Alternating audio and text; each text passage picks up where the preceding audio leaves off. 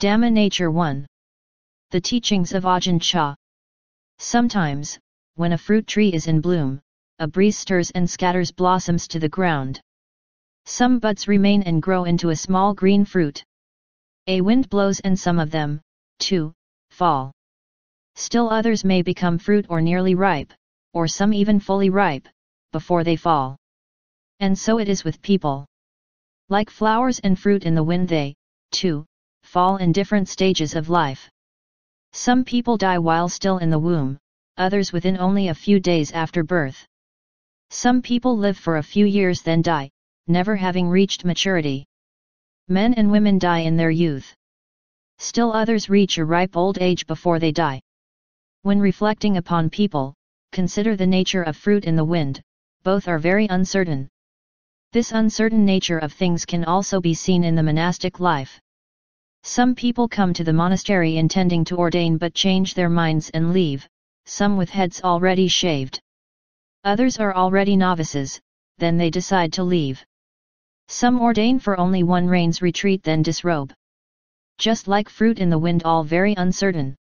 Our minds are also similar. A mental impression arises, draws and pulls at the mind, then the mind falls just like fruit. The Buddha understood this uncertain nature of things. He observed the phenomenon of fruit in the wind and reflected upon the monks and novices who were his disciples. He found that they, too, were essentially of the same nature, uncertain. How could it be otherwise? This is just the way of all things. Thus, for one who is practicing with awareness, it isn't necessary to have someone to advise and teach all that much to be able to see and understand. An example is the case of the Buddha who, in a previous life, was King Mahajanaka. He didn't need to study very much. All he had to do was observe a mango tree. One day, while visiting a park with his retinue of ministers, from atop his elephant, he spied some mango trees heavily laden with ripe fruit. Not being able to stop at that time, he determined in his mind to return later to partake of some. Little did he know, however, that his ministers, coming along behind, would greedily gather them all up, that they would use poles to knock them down, beating and breaking the branches and tearing and scattering the leaves. Returning in the evening to the mango grove, the king, already imagining in his mind the delicious taste of the mangoes, suddenly discovered that they were all gone, completely finished. And not only that, but the branches and leaves had been thoroughly thrashed and scattered.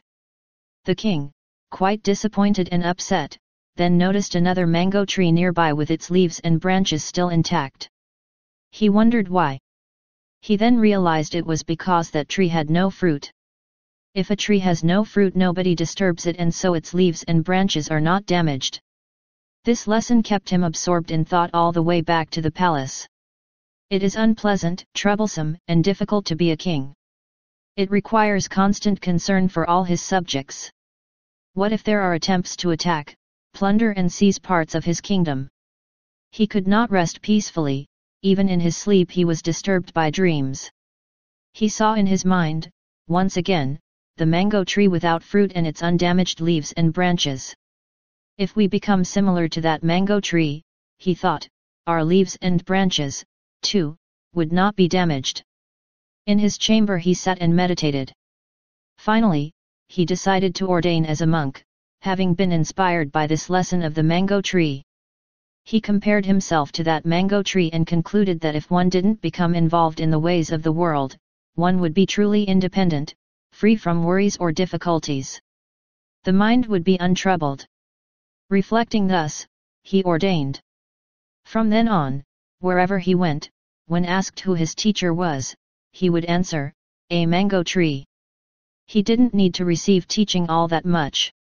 A mango tree was the cause of his awakening to the Upana Dhamma, the teaching leading inwards. And with this awakening, he became a monk, one who has few concerns, is content with little, and who delights in solitude. His royal status given up, his mind was finally at peace.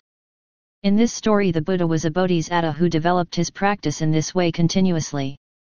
Like the Buddha as King Mahajanaka, we, too, should look around us and be observant, because everything in the world is ready to teach us. With even a little intuitive wisdom, we will then be able to see clearly through the ways of the world. We will come to understand that everything in the world is a teacher. Trees and vines, for example, can all reveal the true nature of reality. With wisdom there is no need to question anyone, no need to study. We can learn from nature enough to be enlightened, as in the story of King Mahajanaka, because everything follows the way of truth. It does not diverge from truth. Associated with wisdom are self-composure and restraint which, in turn, can lead to further insight into the ways of nature. In this way, we will come to know the ultimate truth of everything being anicca dukkha anatta too. Take trees, for example, all trees upon the earth are equal, are one, when seen through the reality of anicca dukkha anatta. First, they come into being, then grow and mature, constantly changing, until they finally die as every tree must. In the same way, people and animals are born, grow and change during their lifetimes until they eventually die. The multitudinous changes which occur during this transition from birth to death show the way of Dhamma. That is to say, all things are impermanent, having decay and dissolution as their natural condition. If we have awareness and understanding, if we study with wisdom and mindfulness, we will see Dhamma as reality. Thus, we still see people as constantly being born, changing, and finally passing away.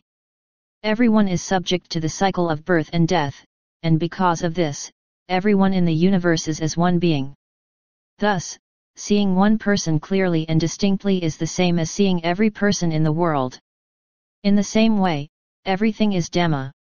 Not only the things we see with our physical eye, but also the things we see in our minds. A thought arises, then changes and passes away. It is nama Dhamma, simply a mental impression that arises and passes away. This is the real nature of the mind. Altogether, this is the noble truth of Dhamma. If one doesn't look and observe in this way, one doesn't really see. If one does see, one will have the wisdom to listen to the Dhamma as proclaimed by the Buddha. Where is the Buddha? The Buddha is in the Dhamma. Where is the Dhamma? The Dhamma is in the Buddha. Right here, now. Where is the Sangha? The Sangha is in the Dhamma. The Buddha, the Dhamma, and the Sangha exist in our minds, but we have to see it clearly. Some people just pick this up casually saying, "Oh, the Buddha, the Dhamma, and the Sangha exist in my mind." Yet their own practice is not suitable or appropriate. It is thus not befitting that the Buddha, the Dhamma, and the Sangha should be found in their minds, namely, because the mind must first be that mind which knows the Dhamma. Bringing everything back to this point of Dhamma, we will come to know that, in the world, truth does exist, and thus it is possible for us to practice to realize it. For instance, nama Dhamma, feelings, thoughts, imagination, etc., are all uncertain. When anger arises, it grows and changes and finally disappears. Happiness, too, arises, grows and changes and finally disappears. They are empty. They are not anything. This is always the way of all things, both mentally and materially. Internally, there are this body and mind. Externally, there are trees, vines, and all manner of things which display this universal law of uncertainty. Whether a tree, a mountain, or an animal, it's all Dhamma, everything is Dhamma. Where is this Dhamma? Speaking simply, that which is not Dhamma doesn't exist. Dhamma is nature. This is called the Asaka Dhamma, the true Dhamma. If one sees nature, one sees Dhamma, if one sees Dhamma, one sees nature. Seeing nature, one knows the Dhamma. And so, what is the use of a lot of study when the ultimate reality of life, in its every moment, in its every act, is just an endless cycle of births and deaths? If we are mindful and clearly aware when in all postures, sitting, standing, walking, lying, then self-knowledge is ready to be born, that is, knowing the truth of Dhamma already in existence right here and now. At present, the Buddha, the real Buddha, is still living, for he is the Dhamma itself, the Asaka Dhamma. And Sakha Dhamma, that which enables one to become Buddha, still exists. It hasn't fled anywhere. It gives rise to two Buddhas, one in body and the other in mind. The real Dhamma, the Buddha told Ananda, can only be realized through practice. Whoever sees the Buddha, sees the Dhamma. And how is this? Previously, no Buddha existed. It was only when Siddhartha Gautama III realized the Dhamma that he became the Buddha. If we explain it in this way, then he is the same as us. If we realize the Dhamma, then we will likewise be the Buddha. This is called the Buddha in mind or Nama Dhamma. We must be mindful of everything we do, for we become the inheritors of our own good or evil actions. In doing good, we reap good. In doing evil, we reap evil. All you have to do is look into your everyday lives to know that this is so. Siddhartha Gautama was enlightened to the realization of this truth, and this gave rise to the appearance of a Buddha in the world. Likewise, if each and every person practices to attain to this truth, then they, too, will change to be Buddha. Thus, the Buddha still exists. Some people are very happy saying, if the Buddha still exists, then I can practice Dhamma. That is how you should see it. The Dhamma that the Buddha realized is the Dhamma which exists permanently in the world. It can be compared to groundwater which permanently exists in the ground. When a person wishes to dig a well, he must dig down deep enough to reach the groundwater. The groundwater is already there. He does not create the water, he just discovers it. Similarly, the Buddha did not invent the Dhamma, did not decree the Dhamma. He merely revealed what was already there. Through contemplation, the Buddha saw the Dhamma. Therefore, it is said that the Buddha was enlightened, for enlightenment is knowing the Dhamma. The Dhamma is the truth of this world. Seeing this, Siddhartha Gautama is called the Buddha. And the Dhamma is that which allows other people to become a Buddha, one who knows Dhamma. If beings have good conduct and are loyal to the Buddha Dhamma, then those beings will never be short of virtue and goodness. With understanding, we will see that we are really not far from the Buddha, but sitting face to face with him. When we understand the Dhamma, then at that moment we will see the Buddha. If one really practices, one will hear the Buddha Dhamma whether sitting at the root of a tree, lying down or in whatever posture. This is not something to merely think about. It arises from the pure mind. Just remembering these words is not enough, because this depends upon seeing the Dhamma itself, nothing other than this. Thus we must be determined to practice to be able to see this, and then our practice will really be complete.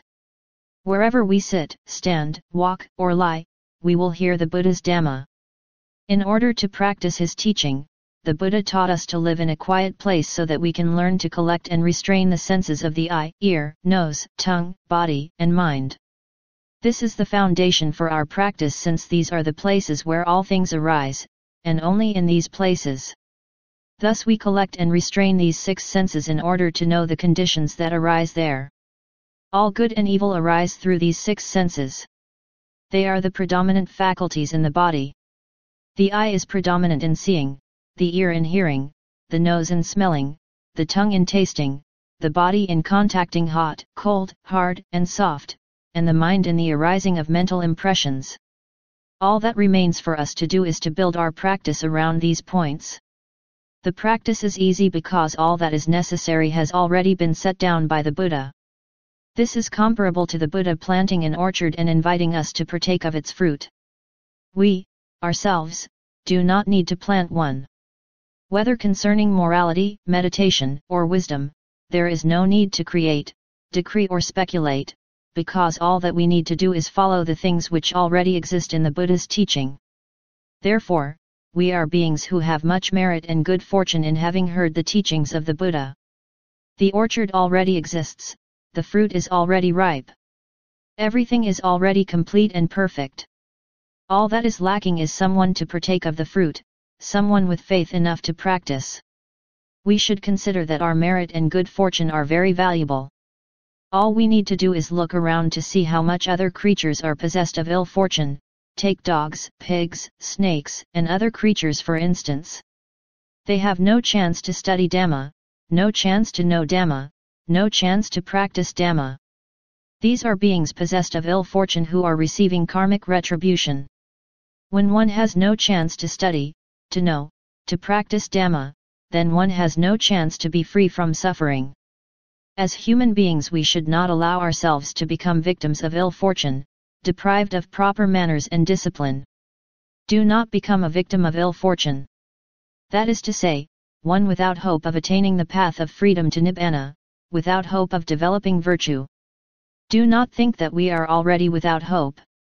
By thinking in that way, we would then become possessed of ill fortune the same as other creatures. We are beings who have come within the sphere of influence of the Buddha.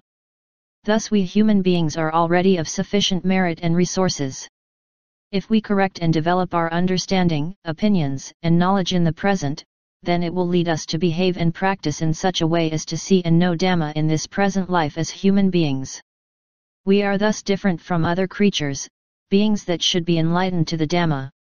The Buddha taught that at this present moment, the Dhamma exists here in front of us. The Buddha sits facing us right here and now. At what other time or place are you going to look?